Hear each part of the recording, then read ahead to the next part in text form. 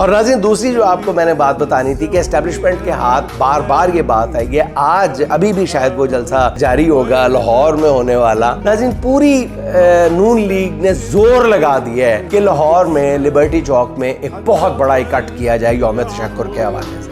لیکن ناظرین وہی بات کہ نون لیگ کے جھنڈے کے تلے دنیا کی کوئی خوشی منانے کے لیے وہ قومی یکجہتی کے نام پر ہی ہو قوم تیار ہے.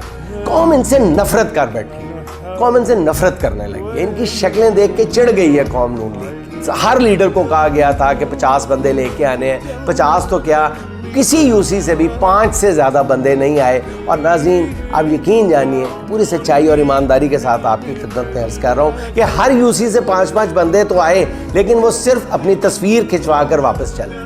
یعنی وہاں پر کل انتظام جو ہے وہ 300-350 لوگوں کا کیا گیا تھا اور وہ 300-350 کرسیاں بھی نہیں بھری جا سکی. پورا زور لگانے کے باوجود جو ہے وہ 300-400 لوگ بھی نون لیگ لاہور میں یوم تشکر کے حوالے سے ہندوستان کے خلاف سینٹیمنٹس موجود ہیں پھر بھی نون لیگ جمع نہیں کر سکی. اور باہر ٹریفک یوں چاروں طرف سے 2 کلومیٹر دور تک یوں بند کی گئی تھی کہ جیسے اندر پتہ نہیں لاکھوں لوگوں کا اجتماع ہوا.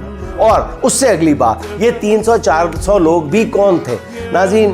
میری اطلاعات کے مطابق اور آپ یہ میں کہیں سے بھی آپ یہ کنفرم کر سکتے ہیں پی ایچ اے کے ملازمین کو پابند کیا گیا تھا کہ وہ یہاں پہ پہنچیں. پھر واسا کے ملازمین کو کہا گیا تھا کہ وہ یہاں پہ پہنچیں, سرکاری ملازمین کو. پھر ایجوکیشن ڈپارٹمنٹ کے ملازمین اور افسران سے کہا گیا تھا کہ وہ یہاں پہ پہنچیں. سب کچھ ملا کے بھی 400 سے زیادہ لوگ اکٹھے نہیں کیے جا سکے. نون لیگ کے کارکنوں کی تعداد وہاں پہ 50 سے 100 کے لگ بھگ. یہ ہے نون لیگ کی اصل اوقات کہ وہ ہندوستان کے خلاف اس جذباتی کیفیت میں بھی 400 لوگ نہیں جمع کر سکے.